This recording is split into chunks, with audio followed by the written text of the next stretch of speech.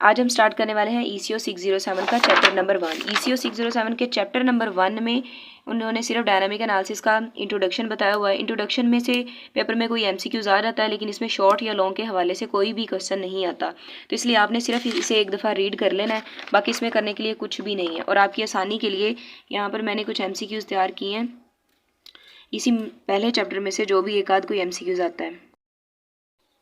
चलें जी, MCQ start करते हैं। Which of the following is considered in static comparative analysis? तो इसका करेक्ट आंसर है equilibrium. Which mathematical tool relatively close to real economic phenomena? Dynamic analysis इसका correct answer है। उसके बाद है which statement is true for function? यहाँ पे हमें ये फंक्शन दिया गया होगा, इसकी जगह पे कुछ भी और हो सकता है। H/T दिया गया, इसका मतलब है ये टाइम पाथ इज जनरल है। उसके बाद है which is true for derivative of total function? It represents marginal change, which is correct for average function from a total function graphically. Ray from the origin towards the total function, ये इसका correct answer है। उसके बाद है which of the following is part of dynamic analysis? तो यहाँ पर options दिए गए हैं। Decline in wheat production growth, increase of onion prices, increase in unemployment, all of these. तो ये तमाम के तमाम डायनामिक एनालिसिस के हवाले से करेक्ट आंसर्स हैं। नेक्स्ट है विच of the following is considered in dynamic analysis? यहाँ पर ऑप्शन दिए गए हैं time dimension, transition path, equilibrium. तो ये तमाम तीनों ऑप्शंस दुरुस्त हैं। Consider the following function of investment over time. इस तरह से हमें कोई इक्वेशन दी जा सकती है which is the best express in terms of. दो तरह से आ सकता है ये MCQ, 6t की पावर 1/2 और I इंटू 0 यानी इनिशियल इन्वेस्टमेंट। तो अगर तो हमें उन्होंने which is best express the term, ये वाली लाइन हमें MCQs में दी गई, तो हमने लिखना है टाइम पाथ ऑफ इन्वेस्टमेंट, ये ऑप्शन दिया गया होगा और यही हमारा करेक्ट आंसर होगा। अगर तो उन्होंने हमें ये वाला ऑप्शन दिया which is correct term of I into 0, तो I इंटू 0 जो है वो इनिशियल इन्वेस्टमेंट है, तो ये हमारा करेक्ट आंसर होगा। स्टेटमेंट जो होगी वो यही होगी, लेकिन ऑप्शंस ये वाले दो दिए गए होंगे। तो इनमें से अगर 6t की पावर 1/2 दिया गया तो टाइम पाथ ऑफ इन्वेस्टमेंट, अगर I इंटू 0 दिया गया तो इनिशियल इन्वेस्टमेंट होगा। Which mathematical tools relatively close to real economic phenomena? तो इसका करेक्ट आंसर है डायनामिक एनालिसिस। बाकी आपने ये कंपैरिजन कंप्लीट पढ़ लेना है, इसको रीड लाजमी करना है। हो सकता है इसमें से कोई एक आध MCQs आ जाए, तो बाकी आपकी आसानी के लिए मैंने MCQs अलहदा से आपको दिखा दिए हैं, वो आपने रीड कर लेने हैं। नेक्स्ट हम चलते हैं लेसन नंबर 2 पर। Lesson number 2, integration and rules. सबसे पहले तो मैं ये बताती चलूँ कि ये बहुत इंपॉर्टेंट चैप्टर है। इसमें से शॉर्ट क्वेश्चन भी आएगा और लॉन्ग क्वेश्चन भी आएगा, और MCQs तो इंतहा के आएंगे। मिड्स में लाजमी तौर पर हो सकता है शॉर्ट क्वेश्चन 1 या 2 आए, लेकिन लॉन्ग भी लाजमी है। शॉर्ट क्वेश्चन हो जाता है 2 भी आ जाते हैं, 1 भी आ जाता है, लेकिन लॉन्ग तो पक्का है।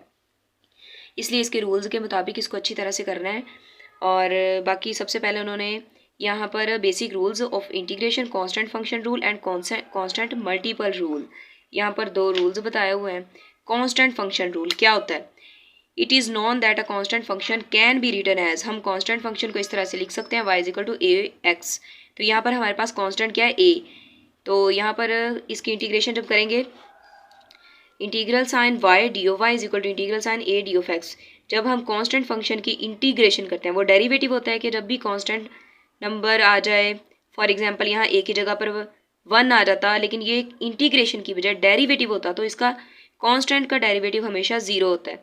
लेकिन यहाँ पर कांस्टेंट फंक्शन a है, अगर हम कांस्टेंट फंक्शन की इंटीग्रेशन करें तो जिसके मुताबिक हम इंटीग्रेशन कर रहे होते हैं, जैसे यहाँ पे हम इंटीग्रेशन कर रहे हैं x के लिहाज से, तो यहाँ पर आएगा कांस्टेंट के साथ वो वाला वेरिएबल आ जाता है। जैसे यहाँ पर वेरिएबल हम यूज़ कर रहे हैं x, तो ax प्लस c हमने कांस्टेंट है लाजमी यूज़ करना होता है। बाकी एक एग्जाम्पल है, इंटीग्रेशन 2 एग्जाम्पल के लिए 2 ले लिया है, 2 जो कि हमारे पास कांस्टेंट है।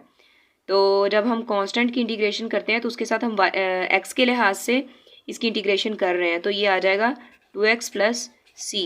अगर यहीं पर हम इंटीग्रेशन कर रहे होते, इंटीग्रल साइन 2 ही होता, लेकिन यहाँ पे d ऑफ y, तो ये y के लिहाज से है, इसलिए ये 2 के साथ आ जाएगा y। यहाँ हमारे पास सेकंड रूल है constant multiple rule. If a constant a is being multiplied with a function it's integration shall appear like this. मतलब अगर कोई भी कांस्टेंट किसी नंबर के साथ आ जाता है तो हमने उसकी इंटीग्रेशन कैसे करनी होती है। तो ये एग्जांपल के तौर पर मैं दिखाती हूँ करके आपको। फॉर एग्जांपल हमारे पास 5x है, 5x है तो इसकी हमने इंटीग्रेशन करनी है। तो कैसे करेंगे? तो सबसे पहले हमने जो यहाँ पे कांस्टेंट है वो 5 है, 5 को इंटीग्रेशन के बाहर निकाल लेंगे और जो x है उसकी इंटीग्रेशन होगी x² ओवर 2 प्लस सी। इसी तरह से उन्होंने हमें दिया हुआ है a dot F of x, इसकी इंटीग्रेशन करें। तो हम इसकी इंटीग्रेशन कैसे करेंगे? हमने जो कांस्टेंट है वो a है, a को हमने इंटीग्रेशन से बाहर निकाल लेना है, f of x d of x, a f of x plus c, ये इसकी इंटीग्रेशन है। नेक्स्ट इंपॉर्टेंट टॉपिक है इसमें power rule of integration. Integration में पावर रूल कैसे अप्लाई करते हैं? When one is to integrate a function that has power other than one, power rule is applicable assuming that the power is symbolised by n। तो उन्होंने एक हमें integration का एक हमें समझाने के लिए वैसे ही एक इंटीग्रेशन में एक नंबर दे दिया x की पावर n, n एक रियल नंबर होता है, x is equal to x की power n plus 1 over n plus 1 plus सी।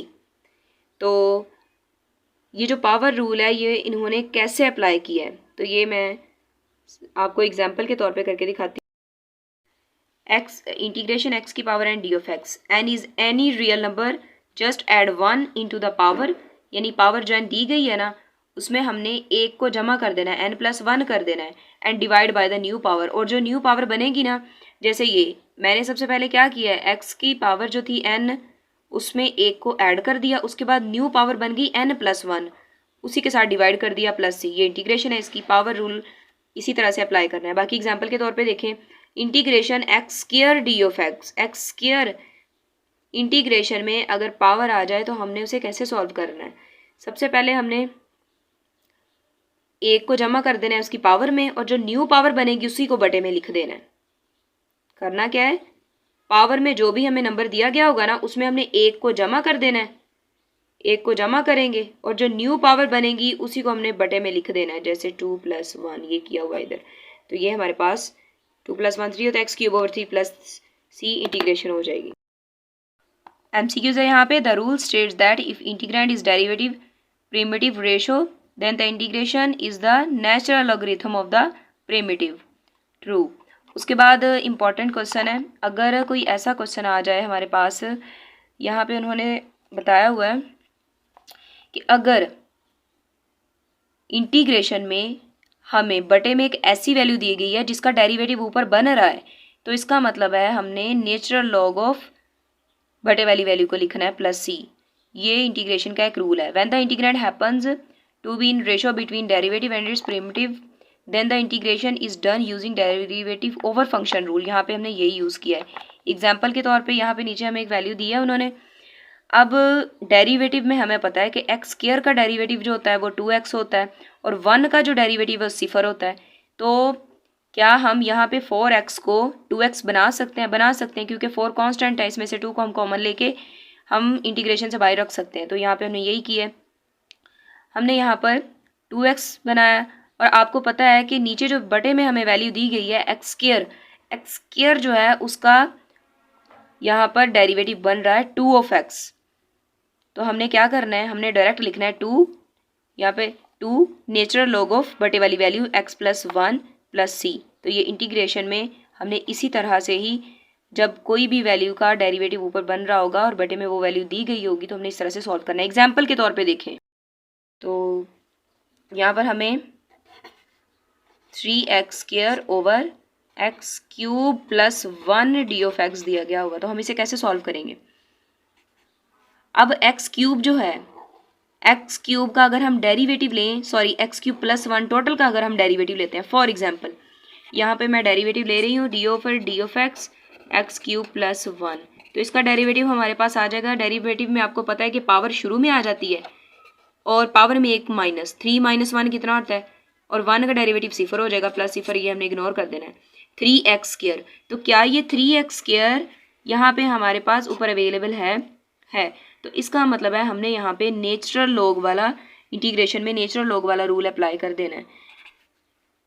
3 को हम क्या करेंगे, हम 3 को नहीं बाहर निकाल सकते, वहाँ पे हमने 2 को इसलिए कॉमन लिया था क्योंकि वहाँ पे हमारे पास 4x था, 4x ओवर x² प्लस 1, तो 2 को इसलिए कॉमन लिया था। यहाँ पे हमें x² का डेरिवेटिव 2x होता है, तो 2x चाहिए था इसलिए। तो यहाँ पे हमने natural log of x³ plus 1 plus c, यही हमारे पास करेक्ट आंसर है। तो ये हमारे पास 2 से 3 MCQs लाजमी आएंगे, आपने सोच समझ के प्रैक्टिस करके करने हैं। इसके अलावा लेसन नंबर 2 में जो इंपॉर्टेंट MCQs हैं आपकी आसानी के लिए मैंने यहाँ पर लिख दिए हैं। Derivative can be used to find original function from derived function, ये स्टेटमेंट फॉल्स है। Stocks and flows relationships issues are included in the integration analysis, ये स्टेटमेंट ट्रू है। Marginalization is other given name to the integration of a derived function, false. अगर आ जाए marginalization is not other given name of the integration of derived function, तो ये true होगी। Integration is the name of function to be integrated, true. Integration of function y is equal to f of x is equal to 34 will be 34x plus c, ये true है। लेकिन कैसे true है, अगर यहाँ पे उन्होंने कहा कि हमें f of x is equal to 34 एक कोई सा नंबर दे दिया जाता है, तो हमने इसकी इंटीग्रेशन करनी है, तो कैसे करेंगे। इंटीग्रेशन हम x के लिहाज से कर रहे हैं, तो 34x प्लस c आ जाएगा, सिंपल इसकी इंटीग्रेशन। MCQs इंपॉर्टेंट है। Integrated value of function y is equal to 2 of x will be x² plus c, तो यहाँ पे मैंने यहाँ पे इंटीग्रेशन कर दी है कि y is equal to 2x की अगर इंटीग्रेशन करें तो क्या वाकई x² प्लस c आता है। जी बिल्कुल, ये ट्रू है। इंटीग्रेशन 2x, 2 कांस्टेंट था तो मैंने बाहर निकाल दिया, x की इंटीग्रेशन की, x की इंटीग्रेशन क्या करेंगे, पावर में 1 का इजाफा, पावर कुछ नहीं है मतलब यहाँ पे 1 है, तो पावर में 1 का इजाफा 1 प्लस 1, और जो न्यू पावर बनेगी उसको हमने किस में, बटे में लिख देना है। जो भी पावर है ना उसमें 1 को ऐड करना है और बटे में उसी को लिख देना है। ये हम पीछे पावर रूल पढ़ के आ चुके हैं। तो ये 2 इसके साथ जब कैंसिल हो जाएगा तो यहाँ पे x² प्लस c बच जाएगा, तो इसका मतलब ये ट्रू है। A constant that appears as a multiple of a function in an integral comes out of the integral expression, तो ये स्टेटमेंट ट्रू है। Derivative over function rule states that if integrand is derivative primitive ratio then integration is natural logarithm of primitive, true, statement true। यहाँ पे एक और important MCQs है, power rule can be used on the value of independent variable is less than 1, ये false है। Power rule नहीं apply हो सकता इंडिपेंडेंट ऐसे वेरिएबल पे जो लेस देन 1 हो,